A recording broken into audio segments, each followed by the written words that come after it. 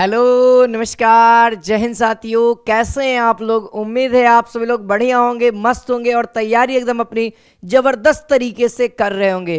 तो दोस्तों, हम लोग इस YouTube चैनल पे आपको प्रत्येक दिन आपको हर एक क्लास मिल रहा है जो क्लास 12th एग्ज़ाम की आपकी बेहतरीन तैयारी कराएगा। और फिजिक्स की बात करें सर तो 70 में 70 का टारगेट अचीव कराएगा। ठीक है, और मैं आप सभी को बता दूं कि आज हम लोग इलेक्ट्रोस्टैटिक्स का लास्ट क्लास करने वाले हैं जो कि 15वीं क्लास होने वाली है। और स्थिर वैद्युत विभव एवं धारिता का हम लोग 8वां क्लास करने वाले हैं।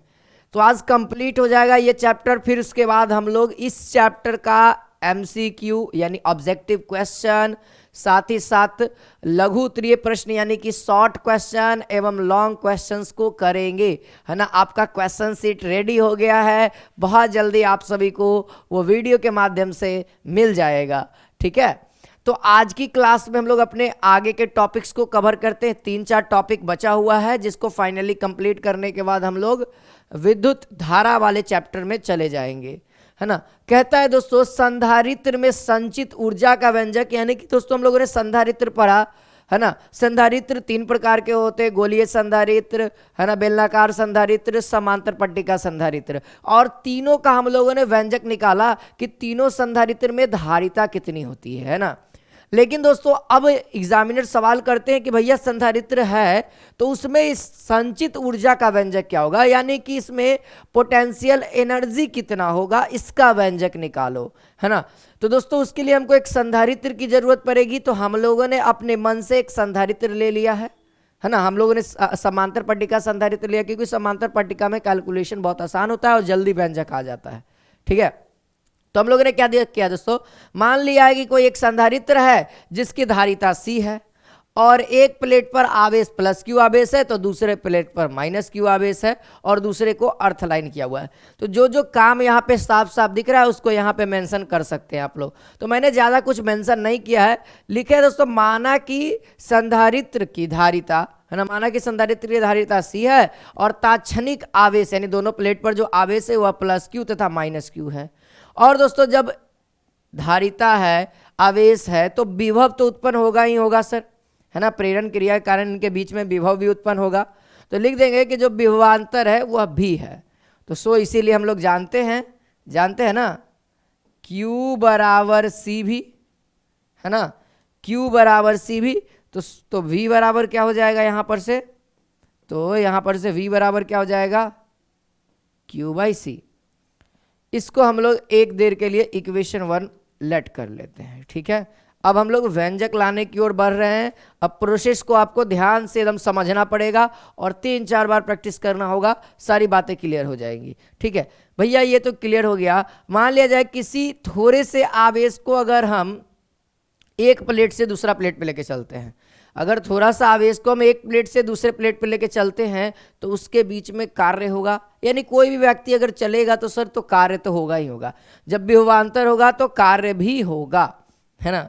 तो यहाँ पर से आगे हम लोग बढ़ेंगे तो यहाँ पे हमको मेंशन करना पड़ेगा, लिखना पड़ेगा कि -dq को या +dq को लिख देते हैं, केवल dq आवेश को एक प्लेट से दूसरे प्लेट तक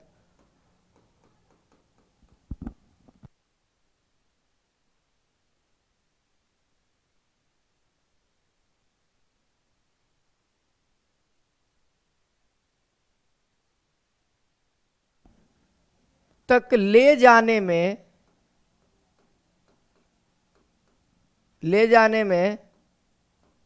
किया गया कार्य क्या हो जाएगा, dw होगा, है ना। बस यही दर्शाने के लिए हम लोगों ने इस लाइन को लिखा है कि थोड़ा सा आवेश को ले जाएंगे एक प्लेट से दूसरे प्लेट पर तो कार्य भी थोड़ा सा ही होगा।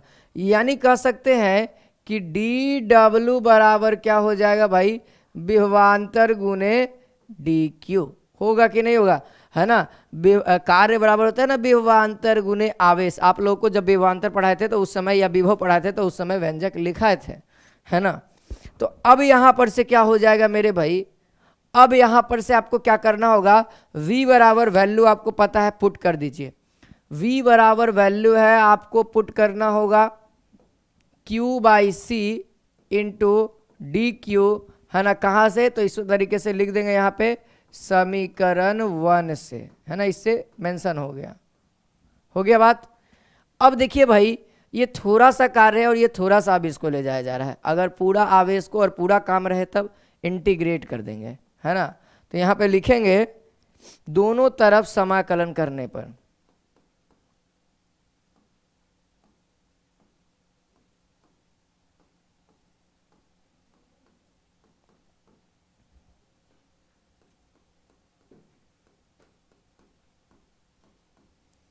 दोनों तरफ समाकलन करने पर, तो यानी इंटीग्रेट करेंगे, तो पता है डिफरेंशिएशन से इंटीग्रेशन कैंसिल आउट हो जाएगा और ये लिमिट होगा भैया, ध्यान दीजिएगा, ये लिमिट जाएगा दोस्तों हमारा 0 से लेकर के प्लस क्यू आवेश तक, है ना। कहाँ तक जाएगा, 0 से लेकर के प्लस क्यू आवेश तक जाएगा। बात समझ में आई, बात समझ में आई, ठीक है। अब देखिए यहां पर से क्या होगा, W बराबर, है ना, 1/c कांस्टेंट हो जाएगा, केवल और केवल वेरिएबल अंदर रहेगा, तो क्या हो जाएगा Q by, sorry Q by कहाँ से, अब डी क्यू हो जाएगा। तो इंटीग्रेशन करने आता ही होगा,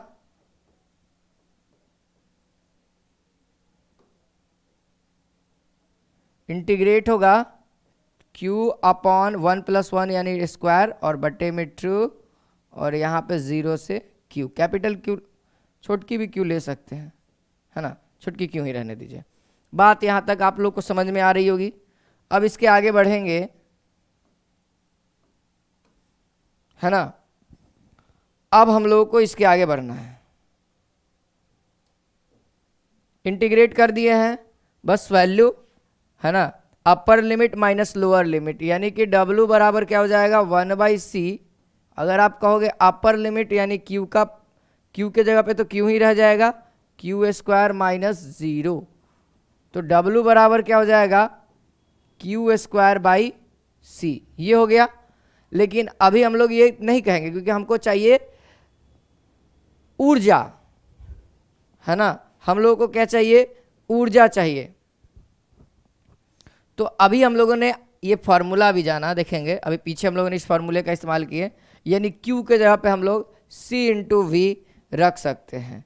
तो Q के जगह पे हम लोग C इंटू वी रख सकते हैं, तो Q² के जगह पे, है ना, तो यहाँ पर से W बराबर क्या हो जाएगा C² इंटू V² बट्टे में C। तो देखेंगे तो W बराबर हम लोग को निकल के आएगा, ये कैंसिल आउट, एक C हो रहा है तो CV² हो गया, होगा कि नहीं होगा। और भैया हाफ, और ये हाफ तो छोड़ ही दिए ना, हाफ तो छोड़ ही दिए ना, ये हाफ भी होते चलेगा, मल्टीप्लाई करते चलिए, हाफ को आप लोग मल्टीप्लाई करते चलिए, ठीक है। ये फाइनली आकर के हमारा यही एक व्यंजक निकल के आया है। इसी को थोड़ा सा अलग फॉर्मेट में अगर लिखना चाहोगे, कुछ अलग और अंदाज में, तो यहाँ से हो जाएगा W बराबर हाफ CV², और इसी को हम लोग कहते हैं संधारित्र में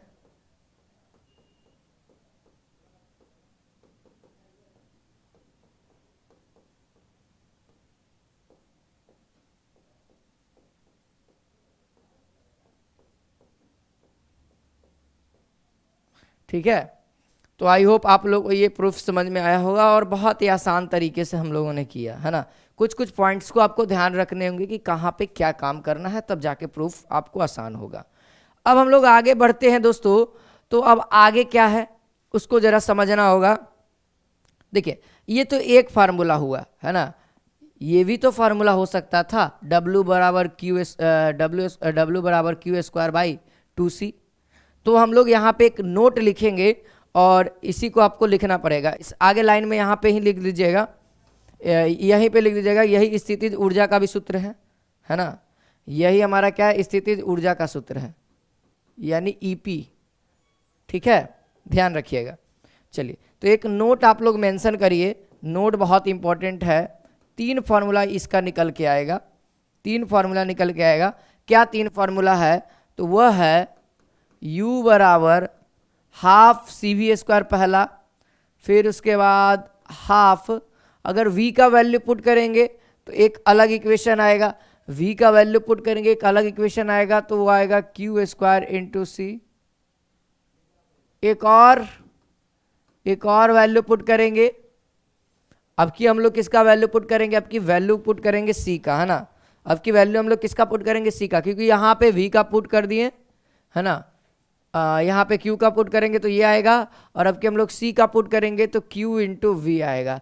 यानी दोस्तों संधारित्र की ऊर्जा का तीन तीन व्यंजक, हाफ सी वी स्क्वायर जो कि सबसे ज्यादा पॉपुलर है ना, half Q square into C, Q square by C, और दूसरा हाफ क्यू इंटू वी। ये तीन सूत्र हैं जो कि स्थितिज ऊर्जा के सूत्र हैं संधारित्र की। ठीक है, अब हम लोग देखेंगे ऊर्जा घनत्व को।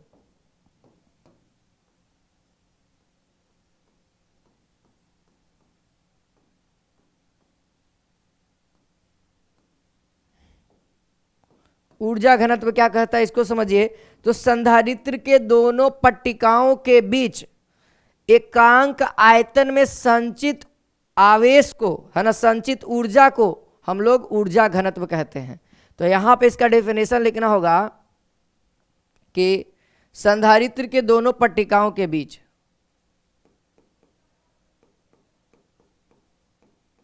संधारित्र के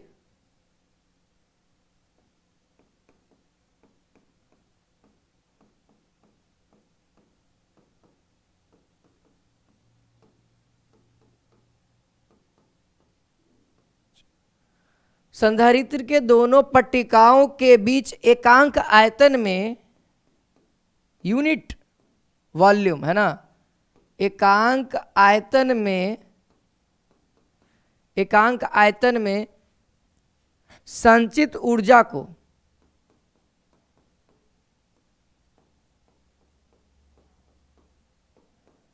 ठीक है, संचित ऊर्जा को ऊर्जा घनत्व कहते हैं।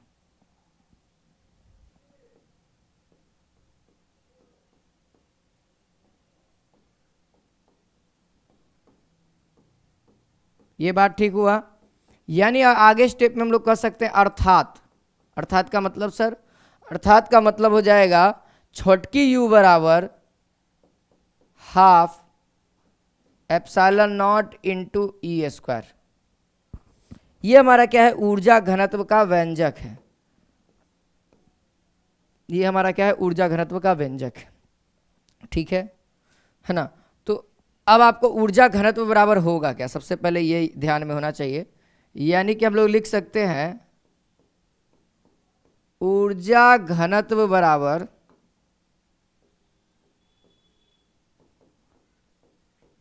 आयतन बटा में द्रव्यमान। घनत्व का फॉर्मूला ही होता है सर आयतन बटा में द्रव्यमान। यानी आयतन किसका, संधारित्र का, है ना। अगर हम लोग संधारित्र की बात करें, देखिए यहां पे अगर हम बात करेंगे केवल घनत्व का तब ये फॉर्मूला हो जाएगा, लेकिन जब आगे में आप ऊर्जा लगाइएगा, जब आप आगे में ऊर्जा लगाइएगा तो थोड़ा सा फॉर्मूला यहाँ पे डिफरेंट क्या हो जाएगा, डिफरेंट क्या हो जाएगा दोस्तों। ऊर्जा का बात करें तो ऊर्जा आयतन में कितना है, देखिए यहाँ पे डिस्कस करिए।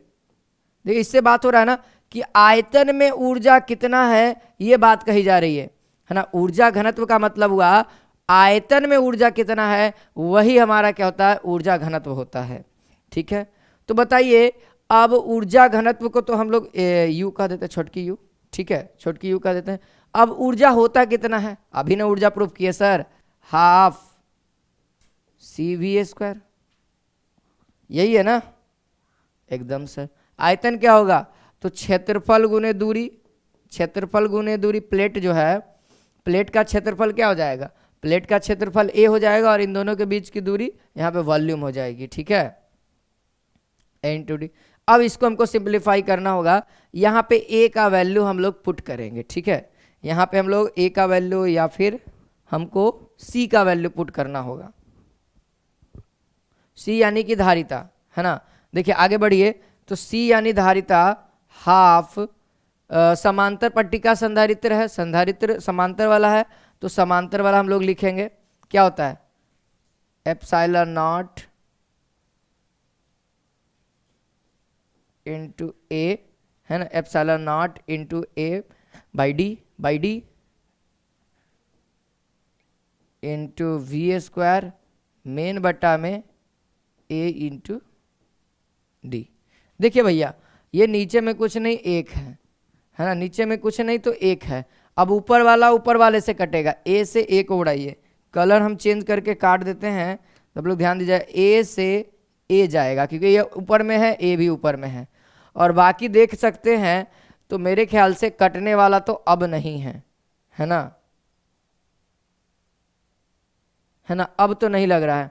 तो यहाँ पे आ जाइए, यानी कि u बराबर हम लोग क्या लिख रहे हैं, हाफ गुने है ना एप्सिलॉन नॉट इंटू डी, है ना, epsilon naught into D square कर दीजिए, क्योंकि ये भी पलटेगा तो d के साथ गुना हो जाएगा तो डी स्क्वायर हो जाएगा और ऊपर में वी स्क्वायर बचेगा। तो यहाँ तक तो सबका क्लियर होगा।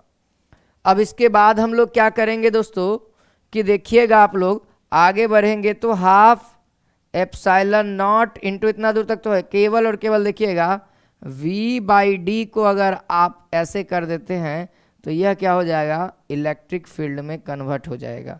आपको पता होना चाहिए विभव बटा में दूरी याद होनी चाहिए। याद एक फार्मूला होगा E बराबर minus D V upon D X, याद है ये वाला फार्मूला सर? तो ये छोटा दूरी और छोटा विभव, सर ये छोटा दूरी छोटा विभव से मतलब नहीं रखता है, यहाँ पे तो पूरा है, तो इसके जगह पे हम लोग E लिख सकते हैं। और देन आपका प्रूफ भी हो चुका है ऊर्जा घनत्व का फार्मूला भी हम लोगों ने यहीं पे प्रूफ कर दिया।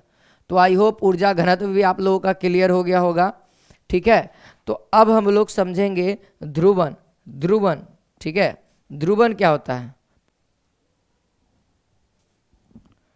तो चलिए अब आप लोग ध्रुवन टॉपिक को हेडिंग डाल लीजिए। तो देखिए ये ध्रुवन यानी पोलराइजेशन होता क्या है, जरा हम लोग इसको समझते हैं। डेफिनेशन आपके सामने लिखा हुआ है जो आपको एग्जाम में लिखना है, बट इस डेफिनेशन को याद कैसे रखना है उसको अब समझते हैं। देखिए कहता है जब किसी विद्युत रोधी पदार्थ को समान अस्थाई विद्युत क्षेत्र ई नॉट में रखा जाता है तब क्या रिएक्शन स्टार्ट हो रहा है उसको समझे। मान लिया जाए मेरे भाई ये कोई हमारा क्या है, इलेक्ट्रिक फील्ड ई नॉट है, ठीक है।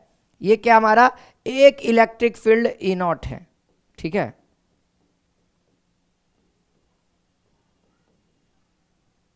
इलेक्ट्रिक फील्ड ई नॉट है। अब इसके अंतर्गत क्या किया गया दोस्तों, एक विद्युत रोधी पदार्थ डाला गया है। तो एक विद्युत रोधी पदार्थ ये है। अब इसको डायग्राम को समझिएगा, इसको बनाने का मकसद क्या है मेरा, ठीक है।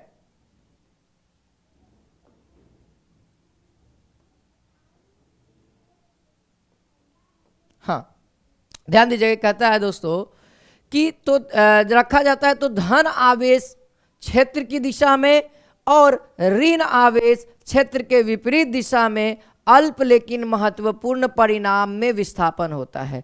मतलब कि कहता है दोस्तों कि जब हम किसी विद्युत रोधी पदार्थ को एक अस्थाई चुंबकीय क्षेत्र में डालते हैं तो क्या होता है कि जो विद्युत रोधी पदार्थ का प्लस चार्ज और माइनस चार्ज जो होता है, प्लस चार्ज होता है वह चुंबकीय क्षेत्र की दिशा में होता है। मान लिया जाए चुंबकीय क्षेत्र इस डायरेक्शन में है तो जो प्लस चार्ज का गति है देख लीजिए वो इस डायरेक्शन में है ना, इस डायरेक्शन में जा रहा है, इस डायरेक्शन में जा रहा है। अब वो थोड़ा सा जाए चाहे ज्यादा जाए, लेकिन यहाँ पे क्या रहा है एकदम थोड़ा सा जा रहा है, पता नहीं लग रहा है, ठीक है।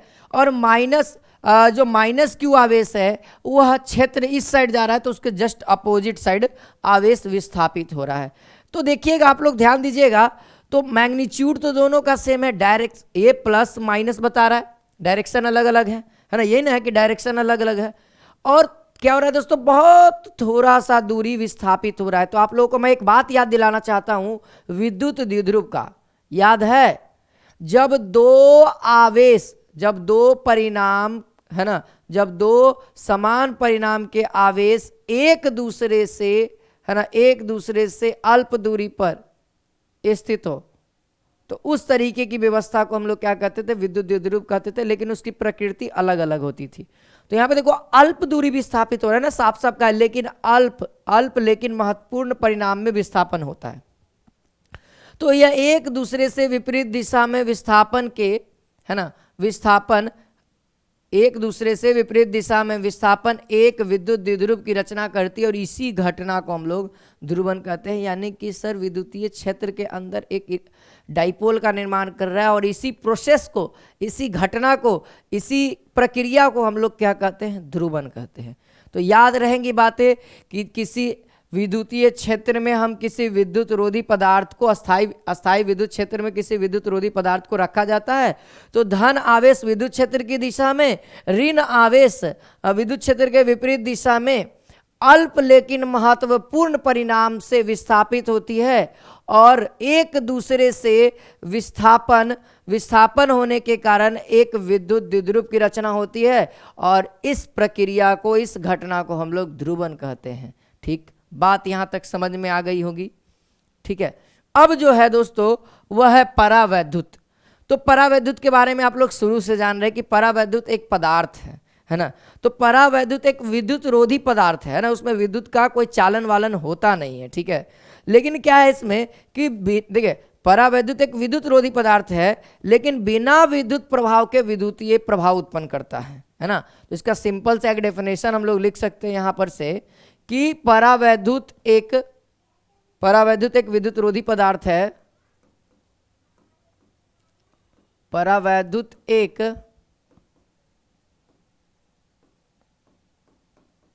विद्युत रोधी पदार्थ है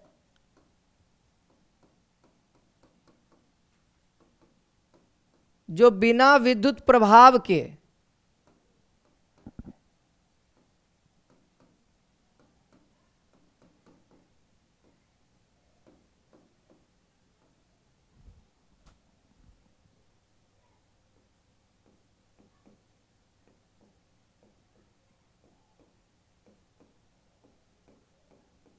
उत्पन्न करता है। ये बातें साफ साफ आप लोगों को बताई गई है। ठीक है, यानी एक ऐसा मटेरियल है ना भाई कि इसके अंदर विद्युत रोधी पदार्थ खुद है, ये विद्युत प्रभाव से इसका कोई नाता नहीं है लेकिन यह फिर भी विद्युत प्रभाव उत्पन्न करता है। एक यूनिक पर्सन है सर। ठीक है, तो यह दो प्रकार के होते हैं, बात को समझिएगा। ये एक तरीके से केमिस्ट्री में चला जाता है यहां से। ठीक है, यह दो प्रकार के होते हैं।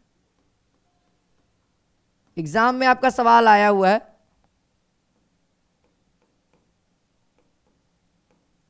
फर्स्ट ऑफ ऑल ध्रुवीय परावैद्युत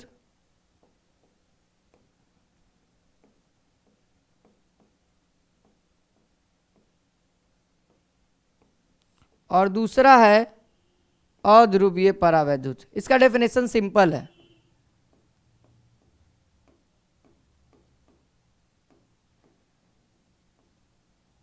चलिए अब हम लोग पहला नंबर को देते हैं ध्रुवीय परावैद्युत को।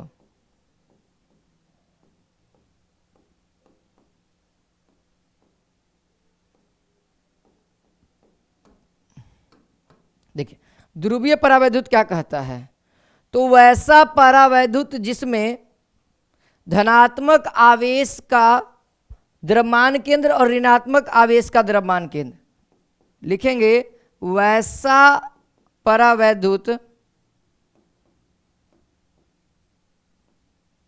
है ना, वैसा परावैद्युत जिसमें धनात्मक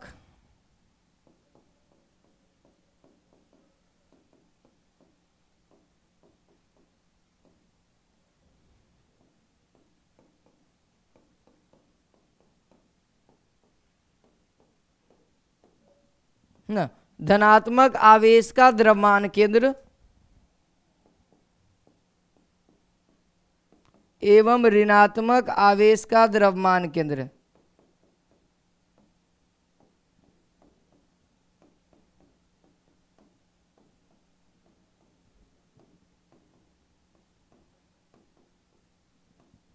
है ना, द्रव्यमान केंद्र एक दूसरे पे समाहित नहीं हो पाते हैं।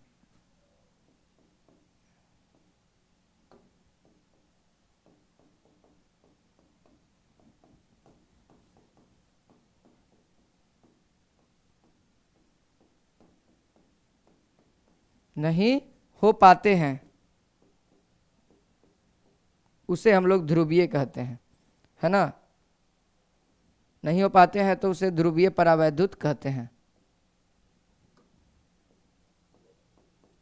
और अध्रुवीय जिसका पॉजिटिव आवेश का द्रव्यमान केंद्र और नेगेटिव आवेश का द्रव्यमान केंद्र एक दूसरे पे समाहित हो जाता है, यानी कि सेचुरेटेड बैठ जाता है, उसको हम लोग कहेंगे। डायग्राम से समझेंगे, ठीक है। इस पे नहीं होगा, इसमें डायग्राम नहीं बनेगा, लेकिन उस वाले में डायग्राम आसानी से बन जाएगा। उसे आपके एग्जाम में आता है कि ध्रुवीय परावैद्युत पदार्थ कौन सा है।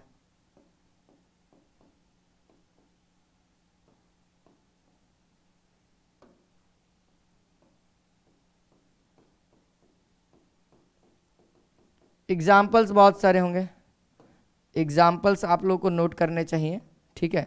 एग्जाम्पल पहला नंबर HCl, H2O, ETC। ज़्यादातर सवाल यही आता है, H2O वाला ज़्यादा आता है, और एक HCl है, ETC, है ना, ध्यान रखिएगा। अब आता है अध्रुवीय,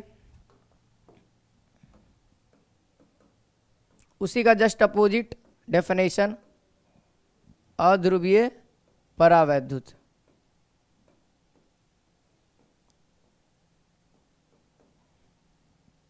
सेम वैसा परावैद्युत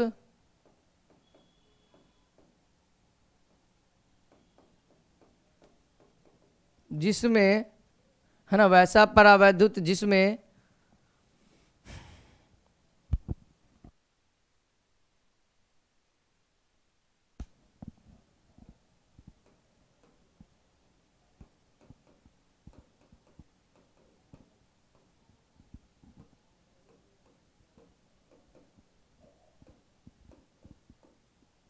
धन आवेश का द्रव्यमान केंद्र, धन आवेश का द्रव्यमान केंद्र तथा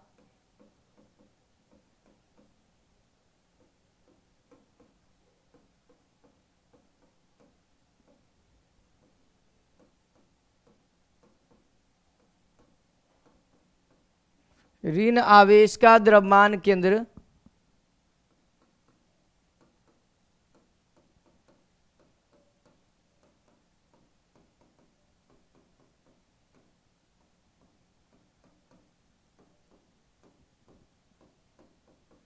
समाहित होता है, उसे अध्रुवीय परावैद्युत कहते हैं।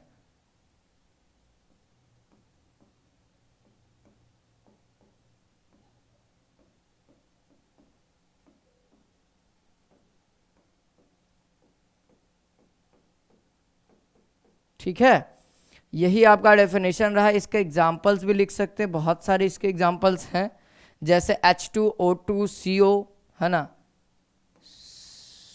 CO, O2, H2, ETC। इसका डायग्राम अगर आपको मैं समझाना चाहूँ, जैसे मान लिया जाए एक ऑक्सीजन का ये पार्टिकल्स है, एक ऑक्सीजन का ये पार्टिकल्स है ना, इसका एक केंद्र, इसका एक केंद्र। तो जब इन दोनों को एक दूसरे पे रखा जाएगा, है ना, इन दोनों को जब एक दूसरे पे रखा जाएगा तो ये कुछ इस तरीके के हो जाएंगे, है ना, पता ही न लगेगा कि बाहर में, लेकिन उसमें क्या होगा कि पता लग जाएगा ये एक दूसरे पे समाहित है, एकदम पता नहीं लगे समाहित है। लेकिन असमाहित का मतलब कुछ पार्टिकल्स, जैसे असमाहित का मतलब ये कुछ हो जाएगा,